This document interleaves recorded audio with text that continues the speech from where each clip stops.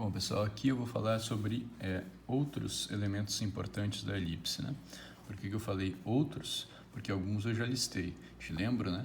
Que primeiro de tudo nós vimos, né, que é importante, que são importantes, né, os focos, né? Então, que a gente chamava de F1 e F2, e aquele número alfa, né, que era o parâmetro geométrico, tá? Depois disso, nós vimos alguns elementos importantes. Eu gostaria que você desse uma revisada aí atrás. No que nós falamos antes, né? Que são o centro da elipse, tá? A segunda coisa foi o eixo focal da tua elipse, tá? E a terceira coisa foi o eixo não focal da elipse. Tudo bem? Então eu tinha numerado 1, 2 e 3, né, como elementos importantes, esses aí na ordem, tá? Agora, na sequência, então eu vou definir outro, então seria um quarto elemento importante, tá? Que são o que a gente chama, né, são pontos da elipse que a gente chama de vértices focais. Então, como que são, né? Deixa eu escrever aqui.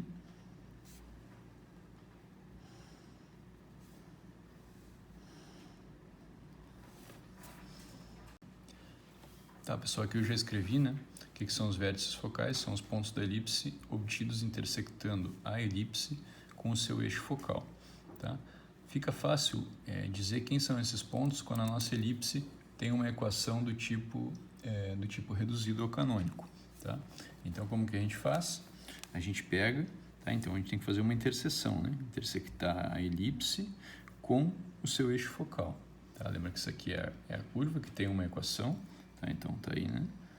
X ao quadrado por A quadrado mais Y ao quadrado por B quadrado igual a 1. Tá? Essa aqui é a equação da elipse, tá? Que a gente está assumindo. Lembra que a gente sempre assume que o A é maior que B, então implicando, né? Implicando pela nossa convenção, que nesse caso o eixo focal é o eixo horizontal, que é o eixo X. Tá? Então, para intersectar a elipse com o seu eixo focal, a gente tem que colocar a equação do eixo focal. Qual é a equação do eixo focal, que é o eixo X? É a equação y igual a zero. Tá?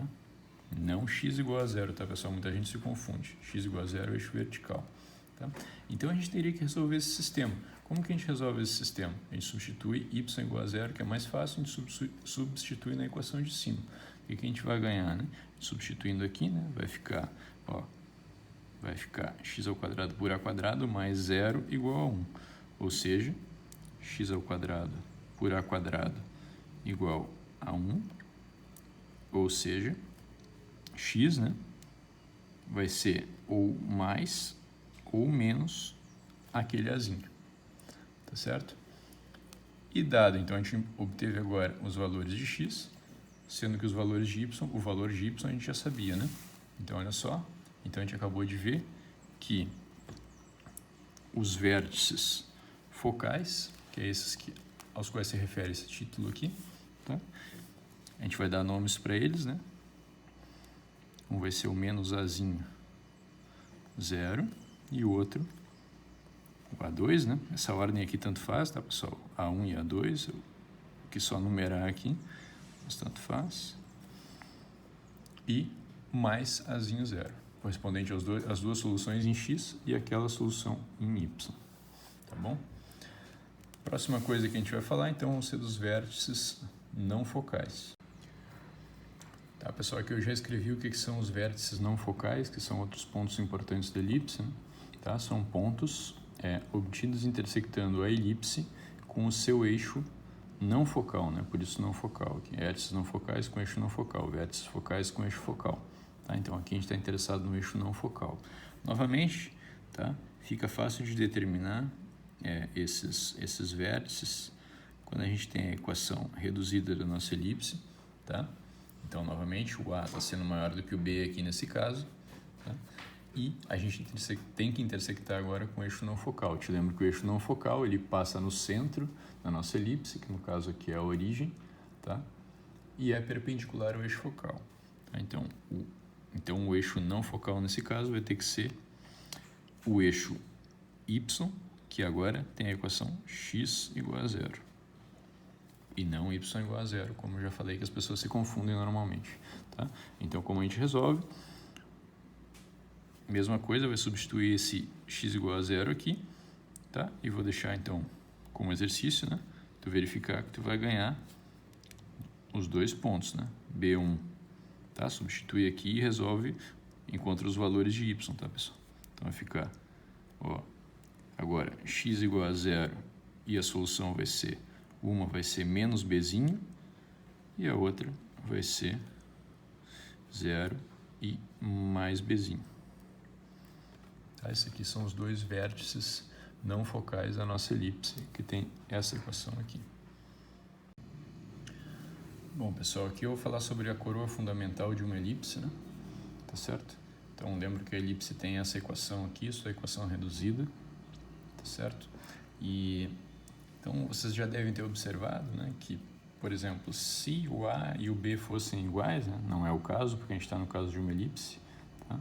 Mas se o A e o B fossem iguais, tá, a gente teria x2 por A2 mais y2 por A2 igual a 1, né? Daí, multiplicando esse A quadrado pelo outro lado, para o outro lado, né, a gente teria uma coisa como uma equação de um círculo centrado na origem e com raio A, tá bom? Então, seria um caso, a gente considera, por causa disso, né, que o círculo é um caso particular de uma elipse, tá bom? O caso em que o A e o B são iguais. Quando é uma elipse propriamente dita, né, o A e o B são diferentes, e a nossa convenção aqui é que o A é um número maior do que o B. Tá? A gente tem aqui também, né, tá, são números positivos, o A maior que o B. A gente tem também que o A ao quadrado é maior do que o B ao quadrado, né? Tá? Elevando ao quadrado essa desigualdade. Tá? E a gente vai ganhar a seguinte coisa, tomando os inversos, tá? Já vou explicar por que a gente vai fazer isso, né? Se o A quadrado é maior que B quadrado, quando a gente divide por A ao quadrado, tá? A gente vai ganhar um número que é menor, né? Porque o denominador vai ser maior do que ao dividir por B ao quadrado. Então, o que isso diz pra gente? Tá? Se xy é um ponto da elipse, então ele satisfaz uma equação como essa aqui de cima, tá certo? Então, ele satisfaz que x2 por A2 mais y2 por B2 dá como resultado, né? Dá como resultado igual a 1. Tá? Exatamente pelo fato dele... esqueci de escrever aqui, né? Está na elipse. Tá? Elipse. Se xy está na elipse, então isso daqui acontece. Então, pessoal, deixa eu fazer a seguinte comparação, né? Usando essa coisa aqui que a gente já deduziu, né? A gente tem... imagina um ponto xy que está na elipse, né? Tá bom? Então, o que vai acontecer, né? 1 é menor e maior, respectivamente, do que o que, né? Olha só, se a gente faz aqui, ó, substitui x ao quadrado por a quadrado, mais y ao quadrado, não por b ao quadrado, mas por a ao quadrado, né? A gente vai ter uma coisa que é o quê? Que é menor, né? Tá? x2 por a2 mais y2 por A2. Eu quero, tá? O que foi? Aqui eu multipliquei o meu y2, não por B2, como eu queria, por 1 sobre B2, mas por 1 sobre A2. Então, eu obtive um número que é menor. Mesma coisa, se aqui eu multiplico o x2 não por 1 sobre A2, mas por uma coisa que é maior, né? Que é 1 sobre B2, eu vou ganhar x ao quadrado por B2 mais y ao quadrado por B2. Tá? E o que isso está dizendo para a gente, né? Isso vai dizer que, então, ao multiplicar, ó, o que a gente tem em comum aqui? A quantidade de x ao quadrado mais y ao quadrado. Então, ao multiplicar por b ao quadrado essa desigualdade e por a ao quadrado essa desigualdade, o que a gente vai ganhar? Vou escrever aqui, tá? Vou escrever aqui, b ao quadrado menor do que x ao quadrado mais y ao quadrado, que é menor do que a ao quadrado. Então, veja só o que essa coisa está dizendo, né? Um ponto xy que seja um ponto da nossa elipse, tá? Ele satisfaz que x2 mais y2 é maior que b ao quadrado e menor que a ao quadrado. Então, o que significa dizer, né? Lembra, só para tu te lembrar, né? Que se fosse igual aqui, estaria sobre um círculo centrado na origem com raio B, tá? Se fosse igual aqui, estaria num círculo centrado na origem com raio A, tá bom? Mas não tá, né? Tá dando sempre menor. Então, o que eu gostaria de chamar a atenção é que uns pontos da elipse, né, estão sempre entre um círculo de raio B e um círculo de raio A. Agora eu vou fazer um desenho da nossa elipse. Tá, pessoal? Aqui eu já representei, né, dois círculos aqui, tá? Ambos com centro na origem, um com um raio menor, outro com um raio maior. Nesse meu desenho, o que eu estou imaginando, né, é que esse aqui seja o raio menor, aquele círculo de raio B, tá? É o menor, tá? E o círculo de raio maior, que tá também centrado na origem, tem raio A, né, que é maior que B, tá? Lembra que essa é a nossa convenção, A maior do que B. Tudo bem? Então, como resultado daquela discussão, né, como resultado da nossa discussão, a gente sabe, né, que todos os pontos da elipse, eles têm que estar do lado de fora do círculo de raio B e do lado de dentro do círculo de raio A, tá bom? De fato, a gente já conhece alguns pontos dessa elipse, né, que eu vou te lembrar. Por exemplo, quem é esse ponto aqui desse círculo, né? É um ponto de coordenadas y igual a 0, tá? Porque vive sobre o eixo x, e como o raio é A, né, a distância da origem até esse ponto aqui é A, então esse ponto aqui é o ponto Azinho 0, e pela mesma razão, uma razão similar, né, aquele ponto lá do outro lado é o ponto menos Azinho 0. Tá? Esse aqui, por razões similares, né, é o ponto 0A, e esse aqui é o ponto 0 menos A. Agora vamos olhar para os outros, né? Ó, por exemplo, a gente já conhece desse círculo menor aqui, esse de raio B centrado na origem, esse ponto aqui, tá? Então, como ele vive sobre o eixo Y, tá? Então, esse ponto é o ponto x igual a 0, por viver sobre o eixo Y, né? E Y igual ao tamanho do raio, que é Bzinho, tá? E aqui, por razões similares, x igual a 0, perdão, e y igual a menos b. E agora, se a gente for ver ali atrás, né, esses pontos aqui são aqueles pontos conhecidos da nossa elipse, né, que são os pontos que a gente chamou. Esse aqui era o ponto A2, e esse aqui era o ponto A1, e esse aqui era o ponto B2, esse aqui era o ponto B1 da nossa elipse, tá bom? Então, vê que esses círculos aqui têm em comum alguns pontos com a nossa elipse. De fato, a nossa elipse, eu vou desenhar ela aqui de lápis, né? Ela é uma curva que está achatada entre esses dois círculos, e esses dois círculos, né, essa região aqui, tá, que está entre os dois círculos, ela é dita a coroa fundamental da elipse, tá bom? Mas como que é uma elipse, então, né? Ela é uma coisa assim, ó, ela é achatada e tem que passar nesse ponto, tá? Tem que passar nesse ponto, tem que passar nesse ponto, tem que passar nesse ponto e tem que passar nesse ponto, tá? Não ficou muito bonito o meu desenho, tá? Mas o que eu quis representar aqui é uma curva